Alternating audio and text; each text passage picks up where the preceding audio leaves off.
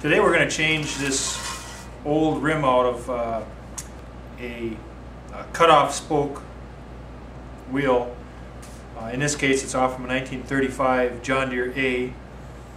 These originally had steel on them, the tractor, or at least this rim, and over the period of history they changed it to a rubber tire rim on it. And this one, although functional, it doesn't look very nice, and I'm going to cut it off and weld it onto another rim and show you at least somewhat of a process on how to do that. First off, we're going to cut this off from this rim.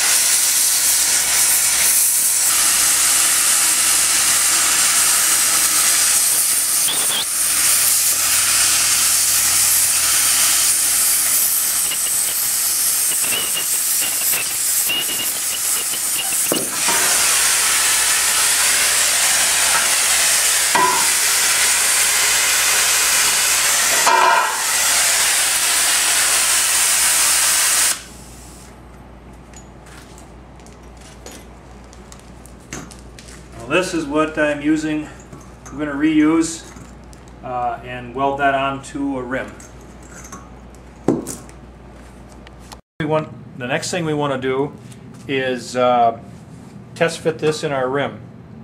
And before we go any farther, want to make sure that you put on all your personal protective equipment that you have available to you, because these things will throw sparks when we grind it, and when you're welding it throws sparks as well.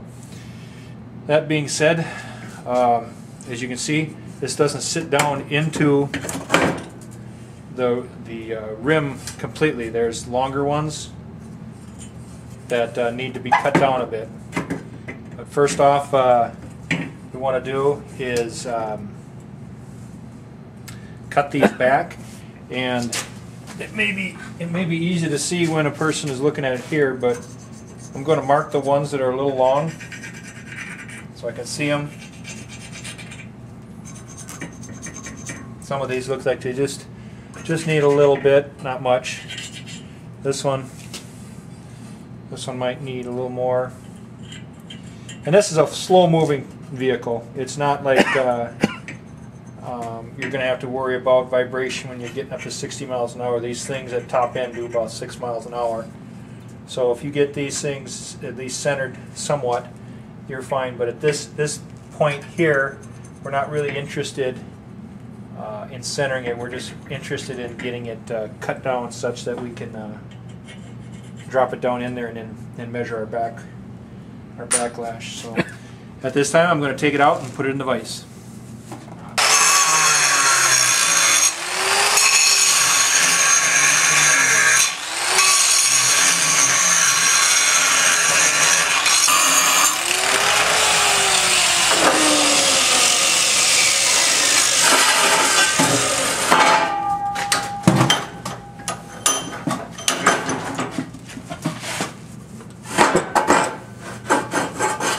Okay.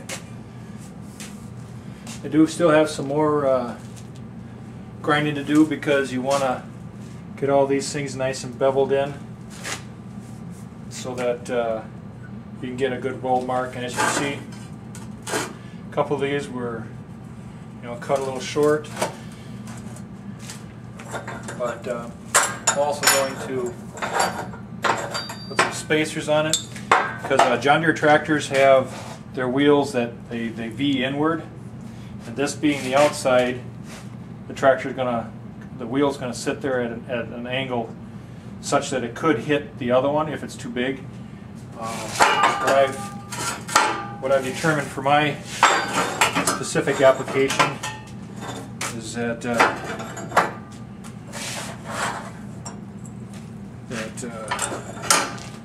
this spacing right here will be sufficient to line up so that these things are nicely in there. They're still going to be cutoffs, but they're going to have a little bit better appeal than the other ones did. And I'm going to finish up grinding all this, and then we'll come back and I'll tack weld it, and then we can look at it at that time. One key note: make sure that you put the valve stem on the same side as the grease zerk. That way you can grease it from the outside. If you have it flipped over, you probably won't be as happy with it. It'll still work, but then you have to go on the inside to check your air pressure on your wheel. As you can see, some of these are a little bit far apart, far away from the rim. Some of them are nice and are tight. But what I have here is I have a piece of copper, and I use this as a bridge. And I'll just kind of show you about what I do. Is I put it up against the back here. If it was such that I couldn't weld across it, and the copper actually would bridge the weld and allow you to span along an opening, and I can weld that right in, and then the actual welding rod will not hold on to this, and then I can flip it over, grind it out, and then weld it on the back side. I will be using a Miller-Matic 210 wire feed welder to do this particular procedure, and I'm going to tack it first and then fully weld it.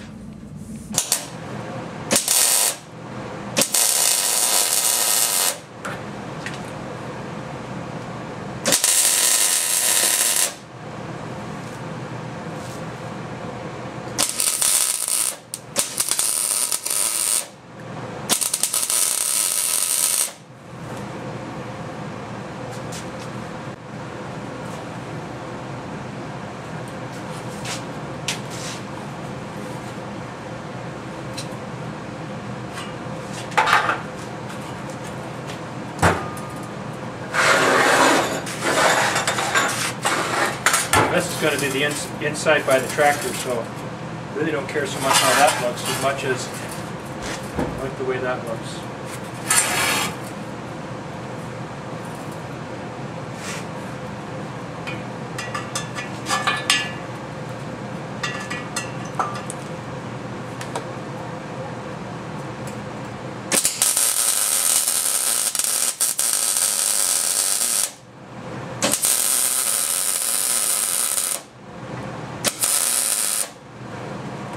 As you can see, I welded right on top of this. It did not stick, but I have one nice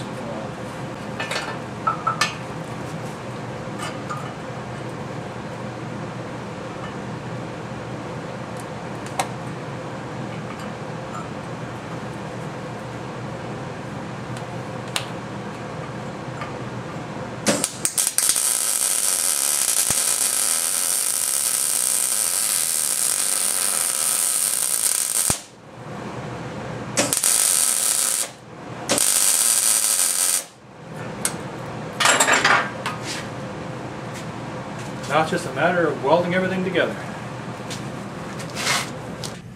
Okay, this is basically the finished product. I'll probably go over and, fine-tune some of these welds, but as you can see, it's a lot nicer. You don't have the two lugs coming out, or the spokes coming out. It comes just where I want it. It's backlash. If you look down here, you can look down the side, you can see that this is out a little bit, so that what it does is it pushes the wheel out just a little bit, and the John Deere the wheels will come down just where I want it. So, and I did pre-grind all this on the inside. It looks like heck out here, but what I'm going to do is, now that this one's done, I'm going to send it to have it sandblasted and then paint it, and then it'll be remounted. So I didn't go to work and clean all this up, but she will work fine for me. This process probably took maybe 3 hours, and it's not something impossible to do. Just don't give up on them old tractors. Thanks.